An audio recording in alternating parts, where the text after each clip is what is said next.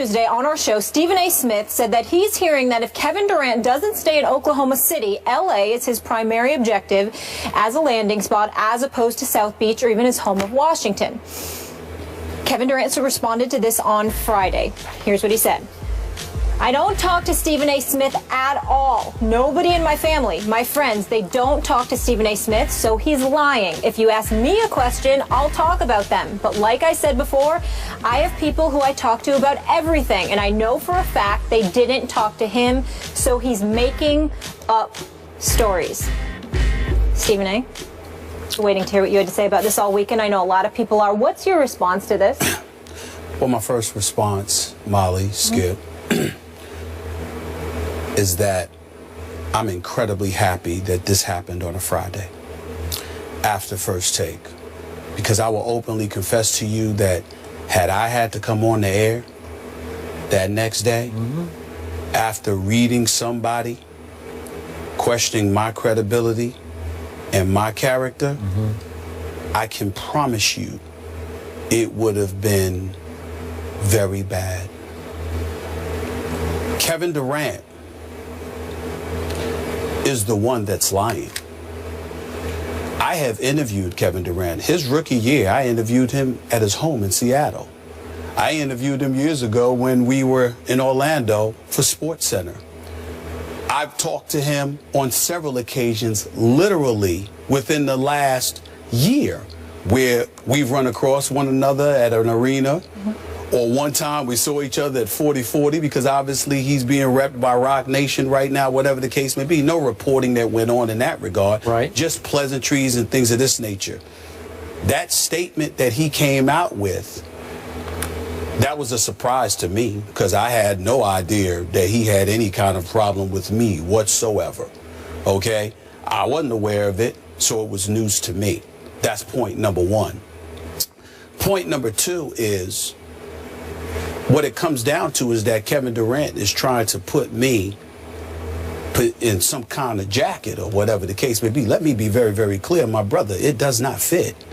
You are in no position to question my credibility whatsoever. A matter of fact, one would argue, what position are you in to question the credibility of anybody in the media, particularly when the last time we really heard you say anything of significance, it was when you were addressing the media or undressing the media in February and telling them, could y'all put up this quote for America to see, please? Here it is right there. You guys really don't know bleep. To be honest, man, I'm only here talking to y'all because I have to. So I really don't care. Y'all not my friends. Y'all going to write what you want to write. You're going to say what you want. You're going to love us one day and hate us the next. That's part of it. So I just had to learn how to deal with it. Come back to me, please. Kevin Durant said that in response to idiotic questions he felt the media was asking him about head coach Scott Brooks and his potential tenure, because Scott Brooks obviously took them to the playoffs, won over 65% of the games, was doing a fabulous job, at least in Kevin Durant's mind, so much so that the year before, Kevin Durant said, hey, I think this guy should be the coach of the year. So he deemed the questions ridiculous. That was in February. What happened in April, Skip? Scott Brooks was fired. Okay, and now Billy Donovan is coaching. So those same people that you were talking about, those same people you labeled essentially idiotic, although to your credit, you got wise and came back and apologized, ultimately you showed your true feelings. It's like somebody that's a bit inebriated, somebody that's really speaking their mind and their heart, and then they want to turn back and say, well, you know what, we really apologize. When you really, really didn't mean to, you just upset that the heat that came your way was something that you couldn't deal with. He also went on to say, nobody that I know really talks to him. Well, his own mother was on this show. His brother Tony is somebody that I've ran across on many occasions. And the last point that I would like to make is that if nobody speaks to me, then maybe you need to check with folks in your inner circle again and ask, why did I receive phone calls over this weekend with people telling me, let's chill, this little beef that's going on. So evidently you're wrong about that too. Now let's get to the nitty-gritty. And let's talk about what's really going on.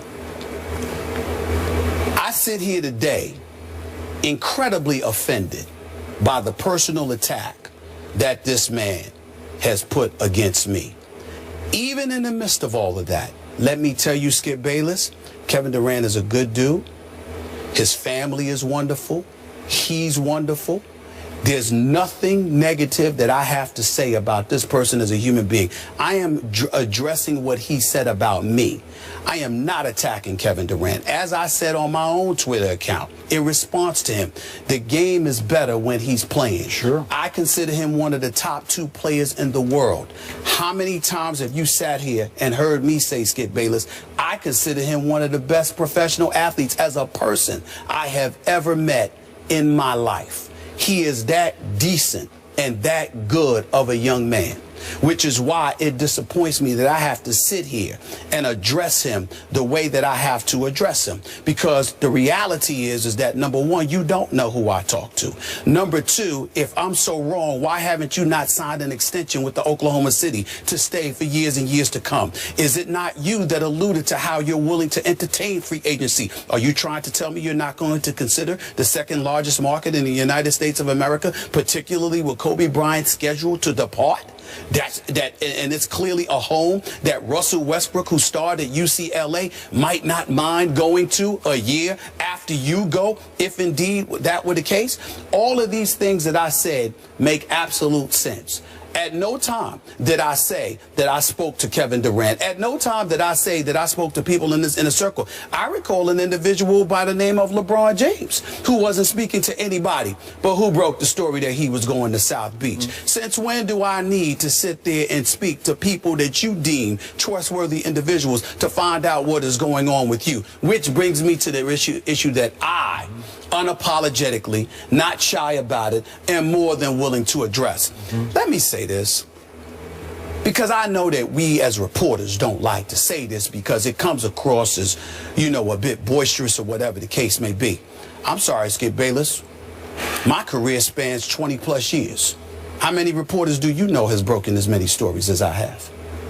All of these folks that want to talk about me, Washington Post picking up the story, USA Today picking up the story, reputable publications. I'm not calling out anybody. I'm just addressing people who are willing to call me out. Are we willing to put my resume up against the people who talk about me? I welcome that. I know it's not popular to say, but this thought process that says, hey, well, you know what? He's just somebody who runs his mouth. I don't show up at NBA arenas. I'm not on the road. I'm not inside of those locker rooms. And more importantly, what I would like to ask Kevin Durant and some of the brothers who talk behind my back in the NBA that probably put him up to something stupid like this, let me ask a question. Do you really want me to come out of this seat and go back on the scene? Do you really want to see me in an NBA arena? Because I can assure you I find out more in 10 minutes than I can get from 50 phone calls. I have proven it. Now, we can sit up here, we can debate all day long till the cows come home. I am a black man on national television with a big mouth. And I will still stand up here today and I will put my resume spanning 22 plus years up against anybody in this industry. We really want to go here? We really want to start something with me? You sure about that? I just want people to think about that, because what I'm saying is this. How many times, Skip Bayless, have you seen me over the years sit here and say to me, we ain't getting into people's personal life. We ain't going there. We ain't touching. We just talk about their game. Russell Westbrook is a great guy. LeBron James is a role model extraordinaire. Kobe Bryant has overcome a lot of things. He's one of the greatest professional athletes I've ever seen. I don't just love Kobe, I revere him, regardless of how he feels about me at this moment in time, because he didn't like what folks were saying about the whole LaMarcus Aldridge fiasco. Is there anything else that I can say about Dwayne Wade, about how great of a person that I think he is? Steph Curry, you know, Chris Paul, the list goes on and on and on. But the level of sensitivity that Charles Barkley and so many others have alluded to is growing quite alarming. Because somehow, some way, everything is personalized. And it's got to the point where it's utterly ridiculous. Kevin Durant is the last person on earth that should be going off on the media like that. Not that he's done anything wrong, because the guy is a great person. And I still stand here and say that at this moment in time, the NBA is better when Kevin Durant is around. Okay. He's philanthropic, his charitable donations, American Red Cross, the list goes on and on. He's a phenomenal person, not just a player. But the guy and the sensitivity that these guys display the way they are on attack, somebody needs to tell them, it's time you pump the brakes. We don't have to talk to you to talk about you.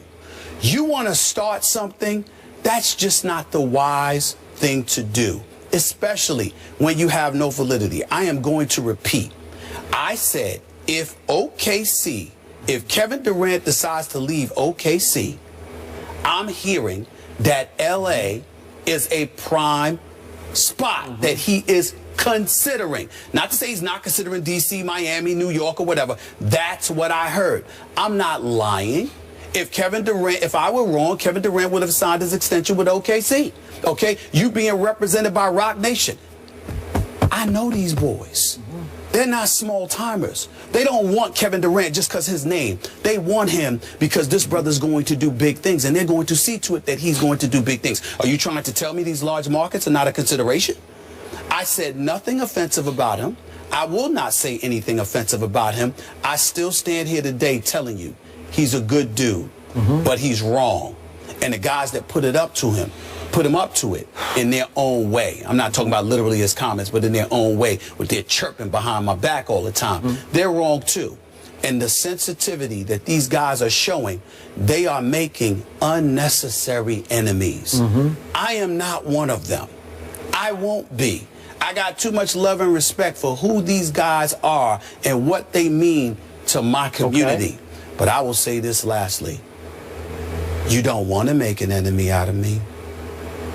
And I'm looking right into the camera, and I'm going to say it again. You do not want to make an enemy out of me. I'm not having it. I've done nothing wrong, and I'm not going to tolerate it. Let me stop you there. That's all I got to say. And I appreciate everything you just said.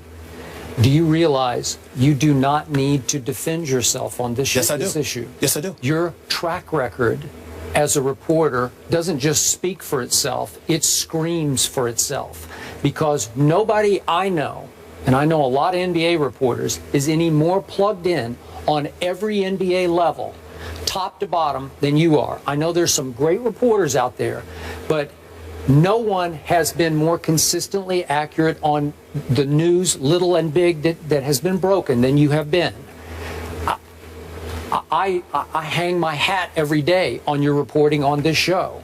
I value it, I cherish it, and it hurts me to watch you have to defend it because of what one immature, wrong-headed superstar continues to do. This has been a pattern, as you pointed out, a pattern of behavior by Kevin Durant. Now, let me frame it for you a little bit. This is the way I see it from the outside looking in.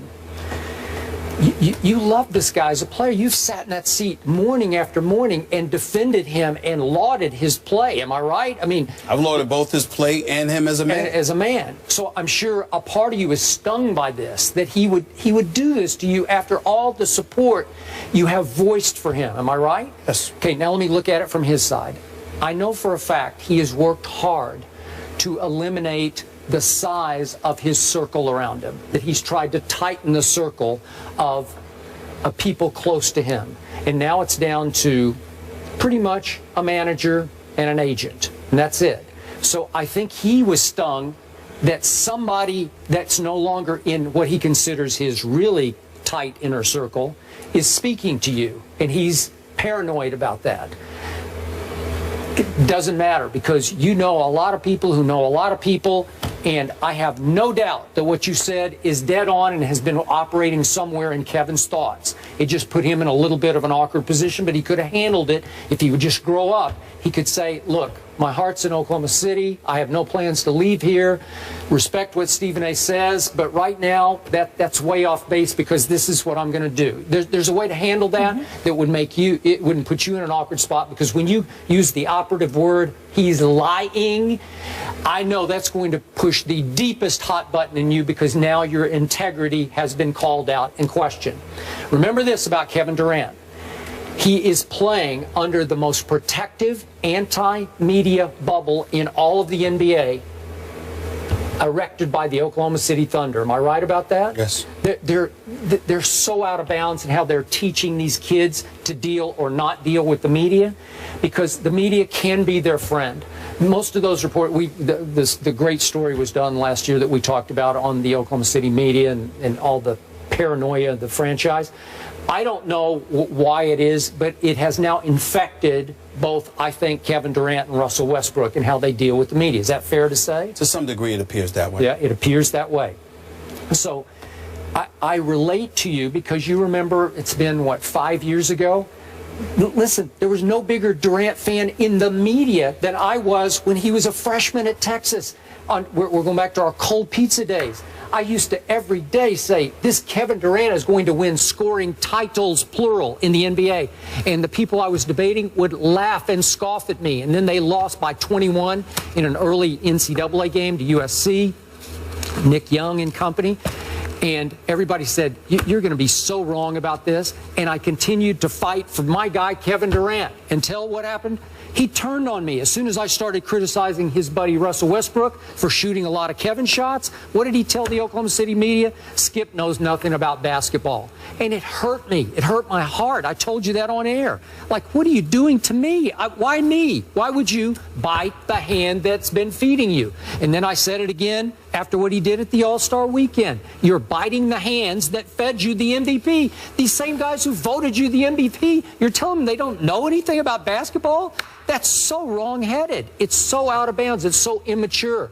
But Kevin wants to control the media. So now he's been named deputy publisher of this Players Tribune. Yes. You know, like, so that's, he thinks now he can just go to the Players Tribune and write and say whatever he wants to say, and he can control that.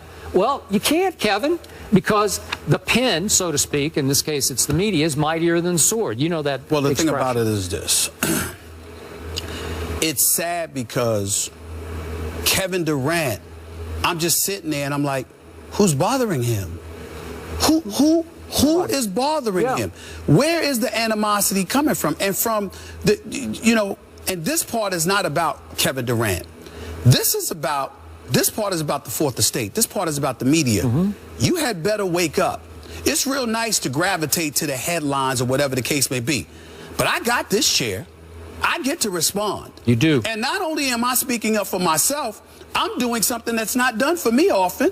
I'm speaking up for my contemporaries. My contemporaries religiously leave me to hang out and dry. But I'm sitting here speaking up for them. I don't cover Oklahoma City. You know, they do. Why is he cussing y'all out because y'all asking about Scott Brooks? And then when you proved to be right and he was gone in April, where was Kevin Durant to be found to sit there and say, y'all had a point.